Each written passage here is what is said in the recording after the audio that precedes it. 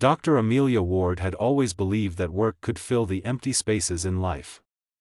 Every morning she left home before sunrise, her white coat folded neatly in her bag, her mind already preparing for the day's responsibility. Patients trusted her, colleagues admired her, and her hospital notes were always precise. Yet, despite all the structure and respect surrounding her, she often returned home to silence, a kind of silence that echoed more loudly than any noise she encountered throughout the day. Her husband, Marcus Ward, had once been her closest friend.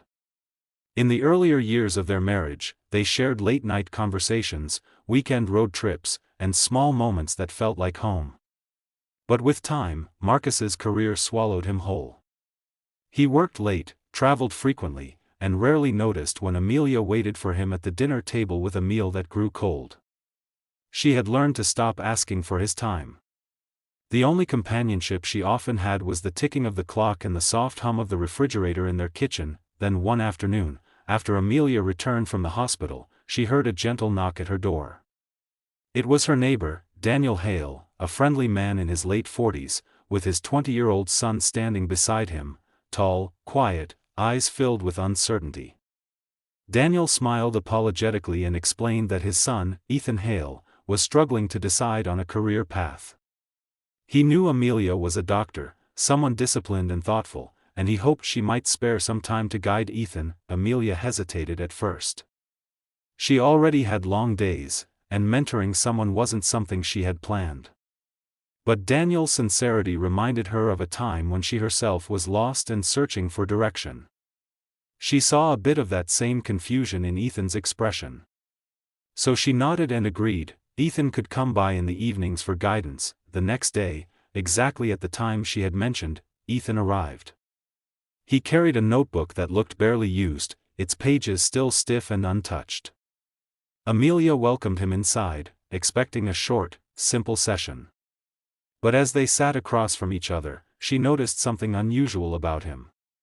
He wasn't careless or distracted like many young people his age. He listened. He listened with the kind of attention Amelia hadn't received from anyone in a long time, not even from her husband. She asked him about his interests, his fears, and what exactly made him uncertain about his future. He spoke softly at first, choosing his words carefully, almost afraid of being judged. Over time, he began to reveal more, how he felt pressured to pick a path quickly, how he doubted his abilities, how he didn't want to disappoint his father. Amelia found herself speaking gently, reassuringly, telling him that uncertainty wasn't a failure but a phase everyone passed through. When the session ended, Ethan thanked her with a sincerity that warmed her unexpectedly. It was rare for Amelia to feel appreciated these days. When she closed the door after he left, she realized she was smiling, a quiet, private smile she hadn't worn in months. The following evening, Ethan returned again, right on time. They began reviewing medical topics, psychological concepts, and long-term planning strategies.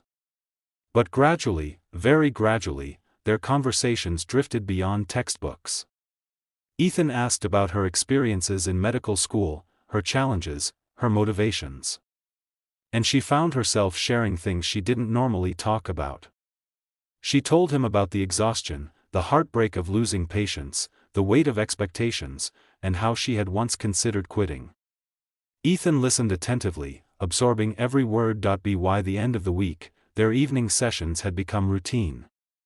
Amelia found herself preparing tea before he arrived, clearing the table a few minutes earlier, straightening her hair almost unconsciously. She didn't admit it to herself at first, but there was something soothing about the presence of someone who noticed her effort, someone who valued her time enough to arrive early and leave only when she dismissed him. One evening, when Ethan arrived, Amelia was visibly tired. The hospital had been overwhelming, and Marcus had barely spoken to her that morning before rushing out for another business trip. Ethan immediately noticed her weariness.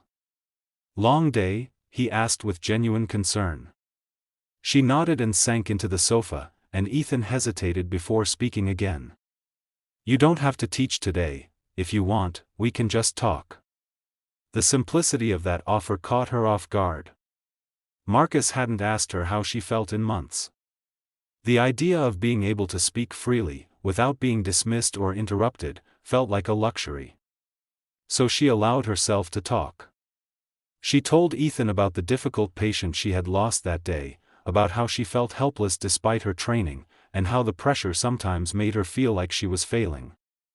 Ethan didn't offer solutions or clichés, he just listened, shoulders slightly leaned forward, eyes soft.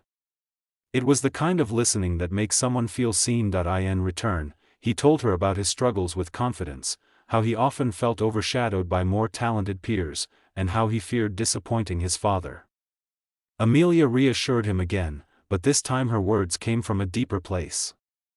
She wasn't just mentoring him anymore, she was connecting with him, emotionally, quietly, unintentionally. Eventually, she caught herself observing things she shouldn't have noticed. The way he adjusted his glasses when he was nervous. The way he smiled only from one side. The way he looked at her when she explained something difficult, as if she was the only person in the world at that moment. She told herself it was nothing. She reminded herself he was only 20, and she was married. But the boundary that once felt clear had become slightly blurred, just slightly, but enough to make her aware of it. By the end of the month, their sessions had become the part of the day she looked forward to the most. Not because she wanted anything inappropriate to happen, but because, for the first time in a long time, someone made her feel important again.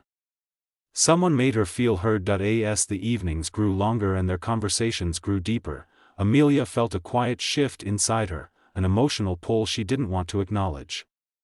She knew she was stepping toward a place she shouldn't go, yet she couldn't deny that something between them had already begun to change, and though nothing had happened, nothing beyond words and stolen glances, Amelia sensed the fragile line she was walking. A line that, if crossed, could change everything. Ethan had begun arriving earlier than he used to. At first, Amelia assumed it was coincidence, but after 3 consecutive days of him knocking on her door 15 minutes before their usual time, she recognized it wasn't accidental. He would stand there with that soft, hesitant smile of his, polite enough to ask if he was early, but hopeful enough to make it clear he didn't mind waiting if she wasn't ready. Amelia told herself she didn't mind either. It was only mentorship, after all. Only conversation. Only guidance. But when she found herself glancing at the clock in anticipation, or straightening up the living room a few minutes before he arrived, she felt the faint tug of guilt somewhere in her chest. Still, the warmth of his presence often outweighed that guilt. One evening, Amelia was organizing her files when the doorbell rang. It wasn't even sunset yet. She opened the door, surprised, expecting a package or perhaps Daniel. But it was Ethan, again early, this time with his hair slightly tousled and his breathing uneven as though he had rushed. I was around, he said, rubbing the back of his neck. I thought maybe we could start early, unless you're busy. Amelia wanted to say no, that he should come at the usual time. She wanted to remind him of boundaries she had rehearsed in her mind more than once. But the look in his eyes, sincere and eager, made her pause. Come in, she said instead. They sat together, not too close but not as far apart as they used to. The air between them had changed. Their discussions were no longer limited to career planning and academic choices. They spoke about fears, disappointments, dreams, topics that touched the softer places inside them, places usually hidden from everyday conversations. Ethan told her about how he often felt invisible at home, how his father expected him to perform without understanding the pressure it placed on him. Amelia listened quietly, thinking of Marcus and the growing silence in her own marriage. She didn't say it aloud, but she recognized the similarity between her life and Ethan's, 2 people living under the same roof as others, yet feeling unseen. One night, while reviewing notes at the table, Amelia noticed Ethan staring at her, not in a disrespectful way, but with an intensity that made her breath catch. When she looked up, he immediately looked down, pretending to reread the line he hadn't even turned the page to. She knew what the moment was. She knew exactly what it meant. And she should have stopped it, should have broken the tension, should have ended the session early. But instead, she simply cleared her throat and continued explaining something that neither of them was truly paying attention to anymore. The next day, Marcus called to tell her he would be out of town longer than expected. His voice was distant, hurried. He ended the call with a quick, "Take care," the same words he used for colleagues more often than his own wife. Amelia stared at the phone long after the call ended, wondering when she had stopped mattering to him, when their marriage had become nothing more than a shared address. Ethan, when he arrived that evening, immediately sensed something was off. "You okay?" he asked gently. Amelia nodded even though she wasn't. "Just tired." He hesitated, then said quietly, "You don't look tired. You look upset." She opened her mouth to deny it again, but the words felt heavy. Instead, she sighed and leaned back in her chair. "It's just Marcus hasn't been around much lately. We barely talk." Ethan's expression softened. "You deserve someone who sees you. I mean, who listens." The comment landed deeper than he intended, deeper than Amelia expected. She felt a warmth in her chest, a dangerous warmth, but she didn't move away from it. She didn't correct him. She didn't remind him of the lines they weren't meant to cross. Over the next week, their conversations became even more personal. Ethan began texting Amelia during the day, simple messages like, "Good luck with your shift," or "Hope you ate something today." They were harmless on the surface, but the flutter of comfort Amelia felt when she saw his name on her screen was anything but harmless. She told herself it was just kindness. Just mentorship. But the truth lingered beneath every message. She was growing emotionally attached to someone who wasn't her husband. Ethan, on the other hand, didn't hide his feelings as well.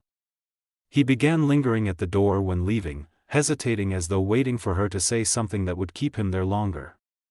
His words became more earnest, more vulnerable, more revealing. One evening, he said in a soft voice, "You're the only person who makes me feel like I'm not failing." Amelia's heart tightened. She should have stopped him.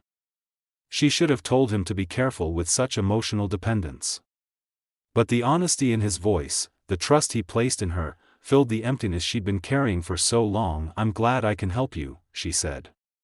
But her tone carried more depth than she intended. The unspoken tension grew each day. They sat closer. Their conversations lingered longer. Amelia caught herself noticing things she shouldn't: the sincerity in his eyes, the way he said her name, the steadiness of his presence. Ethan noticed her noticing. He didn't push, but he didn't pull away either. Neighbors eventually began whispering. Not loudly, not accusatively, but enough that Amelia heard faint comments as she got into her car. "Ethan visits a lot, doesn't he?" one said. Another added, "He must be getting really good mentorship." The tone was innocent, but Amelia felt a flicker of fear all the same. She wasn't doing anything wrong, not technically, but the emotional closeness was becoming harder to hide, even if she wasn't sure she wanted to hide it. One evening, while she was sitting beside Ethan explaining a concept, she felt his hand subtly touch the edge of hers. It wasn't a grab, not intentional by appearance, it could have been accidental. But the moment froze both of them. They didn't look at each other, but the electricity of that near contact lingered in the air. Ethan slowly withdrew his hand, swallowing hard. Amelia exhaled softly, pretending not to notice, though her pulse betrayed her calm expression. No lines had been crossed, and yet every line felt dangerously thin. It was no longer just mentorship. It was no longer just guidance. It was connection, quiet, forbidden, unspoken, but undeniably real. And Amelia knew that if this continued, something eventually would break: her marriage, Ethan's stability, or her own sense of right and wrong. But that night, when Ethan left, she found herself standing at the door a moment longer than necessary, watching him walk away under the streetlights, feeling a pull she no longer knew how to resist. For days, Amelia felt suspended between two lives, one in which she was a loyal wife trying to hold together a fading marriage, and another in which she was the center of someone's unfiltered admiration. She hadn't made a choice, yet the weight of her indecision pressed on her more with every evening that Ethan showed up at her door. Marcus returned home after nearly 2 weeks away. His suitcase dropped by the entrance with a familiar thud, and he walked into the living room with the tired expression Amelia had grown used to. He didn't notice the slightly rearranged furniture or the extra jacket hanging near the door that belonged to Ethan. He simply loosened his tie and sat down as if nothing in their lives had shifted. How was the trip? Amelia asked, trying to sound normal. Fine. Busy. You know how it is. Marcus leaned back and rubbed his temples. Did you eat? Amelia nodded even though she hadn't. She wasn't surprised he didn't ask more. He hadn't looked her in the eyes long enough to see the things she wasn't saying. Later that evening, while Marcus was on his laptop answering emails, Amelia found herself glancing at the clock. Ethan usually arrived around that time. The thought made her stomach twist, part guilt, part longing. She wondered if he was thinking about her too. But tonight, Ethan didn't come. And maybe that was for the best. The next day at work, Amelia found herself checking her phone more often than usual. No message from Ethan. No quick check-in. No reassurance. She told herself it didn't matter. She told herself she shouldn't expect anything. And yet, the silence bothered her. That evening, as she was preparing dinner, there was a knock on the door. Her heartbeat stuttered before she even reached it. When she opened it, Ethan was standing there, shoulders tense, expression uneasy. I wasn't sure if I should come, he said quietly. You're welcome here, she replied before thinking. Her voice softened. You can always come. He stepped inside slowly, as if afraid of crossing an invisible line. Marcus was out again for a late work meeting, leaving the house too quiet, too comfortable for secrets. They sat down in the living room, and for the first time, Ethan didn't place his notebook between them. He simply looked at her, not with the innocent admiration of before, but with a conflicted vulnerability. People have been talking, he said finally. About me coming here so often. Amelia already knew. She had heard the half-whispered comments. Seen the sideways glances. Ethan's father had even asked him casually what he'd been studying so late every day. It was only a matter of time before the harmless mentorship looked like something else. Rumors fade, Amelia said gently. We know the truth. Ethan shook his head slowly. Do we? The question caught her like a sudden gust of cold air. She opened her mouth to respond, but nothing came. Because the truth, the real, unspoken truth, was growing too heavy to ignore. Ethan leaned forward slightly, his voice barely above a whisper. I know I shouldn't feel this way. You're older, you're married, you're my mentor. But every day, I look forward to seeing you. I feel like I can talk to you about anything. You're the only person who makes the rest of my day feel lighter. Amelia felt her breath tremble. She should have stopped him. She should have said something firm, something responsible. But instead, she let him continue. I don't want to cause problems for you, he said. I just didn't want to pretend anymore. There was emotion in his eyes, raw, honest, unguarded. And in that moment, Amelia felt the full weight of what she had allowed to grow between them. She looked down at her hands. Ethan, this is not simple. You're young. I'm married. And I have let our conversations become more personal than they should have. Her voice wavered. But we can't continue like this. Ethan's expression tightened, not in anger, but in hurt. Are you saying I should stop coming? Amelia swallowed. The silence before her answer felt like a cliff edge. Yes, she finally whispered. For both of us. Ethan looked away, blinking rapidly as if fighting something he didn't want her to see. He nodded once, slow, reluctant, breaking something inside both of them.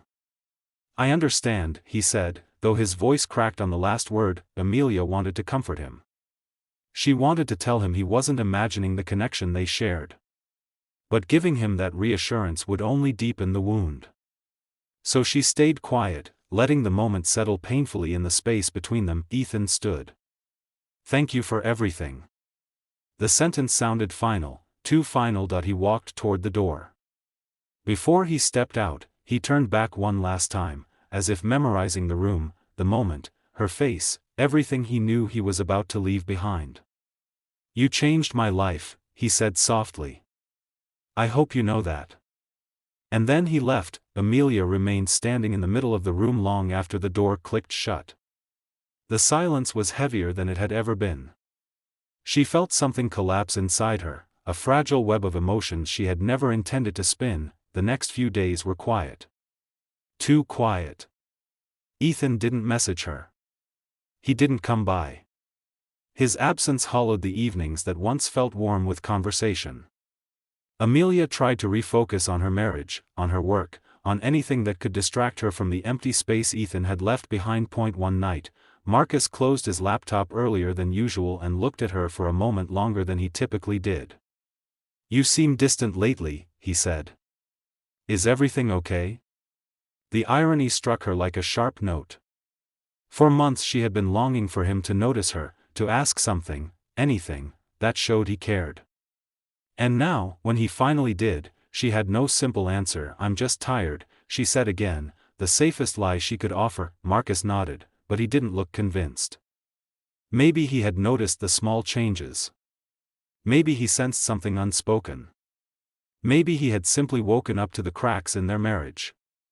He reached out and placed his hand over hers, a gesture that should have felt familiar but instead felt strangely new. "We'll work on things," he said quietly. "If you want to." Amelia nodded. "I want to." And she meant it. Not because the past weeks hadn't shaken her, but because she finally understood the danger of emotional distance, the kind that creates space for someone else to step in. Still, even as she tried to rebuild what she had with Marcus, she couldn't forget the look in Ethan's eyes the night he left. She couldn't forget the unspoken feelings that had come too close to crossing a line. Months later, when she passed Ethan and Daniel outside by chance, Ethan simply gave her a polite nod, respectful, distant, composed. She returned it the same way, nothing more. Nothing less. Just two people who once shared a connection too delicate to sustain, now learning to live on opposite sides of a boundary they should never have approached.